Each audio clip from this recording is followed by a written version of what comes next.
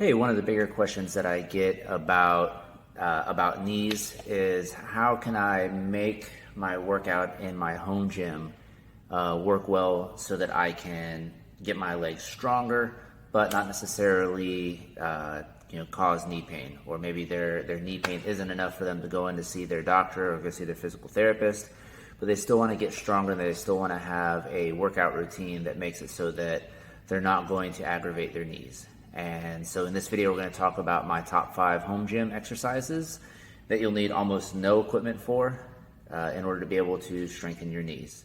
So for this series of 5 exercises, really the only special equipment you're going to need are probably going to be a ball, a bench, or a chair, and maybe a mat if you want it. Okay?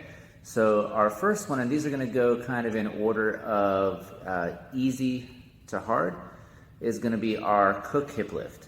Now, many people out there will do a lot of bridges, and they're going to get a lot of compensation from their low back, compensation from their hamstrings, and they're going to miss one of the true protectors of the knee, which is your glutes. Okay, so in this particular lift, we're going to knock out the ability of our low back to help us out, and we're going to make it really hard for our hamstrings to be able to help us out. And we're going to work on that stabilization that our knee needs so much. So for the Cook hip lift, you're going to take your tennis ball or a mobilization ball or a lacrosse ball. You're going to place it right in the base of your ribs on the side there. On the same side knee, you're going to bring that up and you're going to hold that lacrosse ball in place.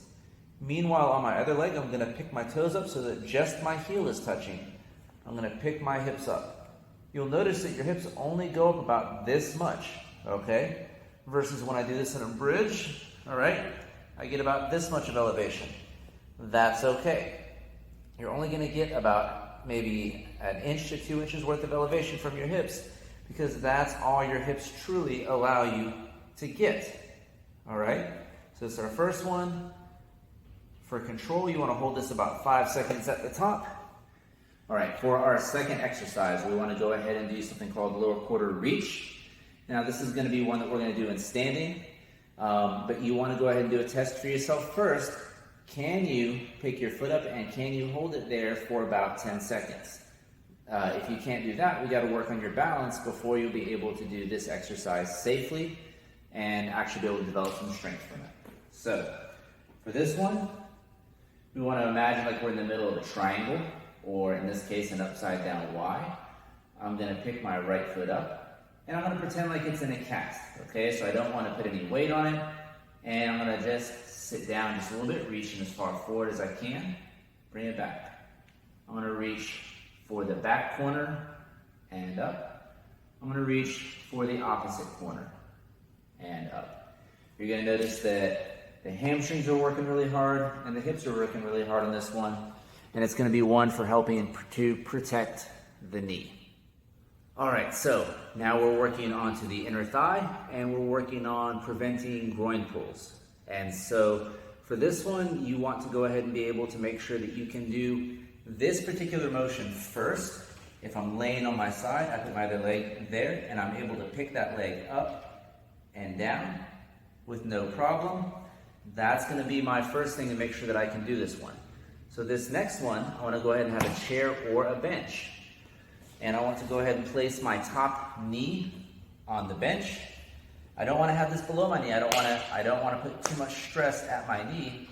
And I want to be able to come up on my shoulders, on my elbow here, like in a side plank, and bring my bottom leg up to the bench. About a 5-second hold, hips back down, and up, and down.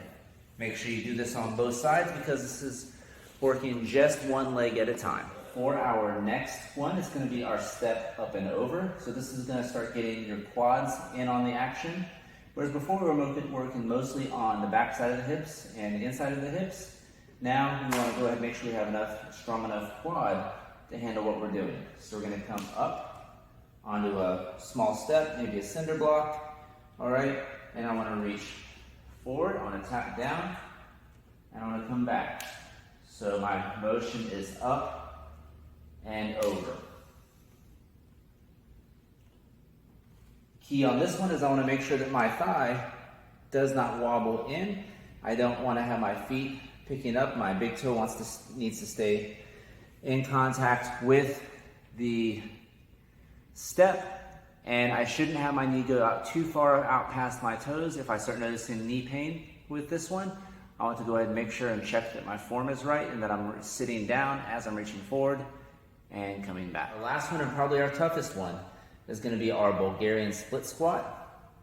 And so what you want to do is you want to have your back foot elevated on your bench. You can either be on your toes, you can be on the top of your foot. It doesn't really matter. And then we want to lower ourselves down to where we get our front leg to 90 degrees, back up, and repeat. Okay? So for this one, I also don't want to have my shins coming out over my toes.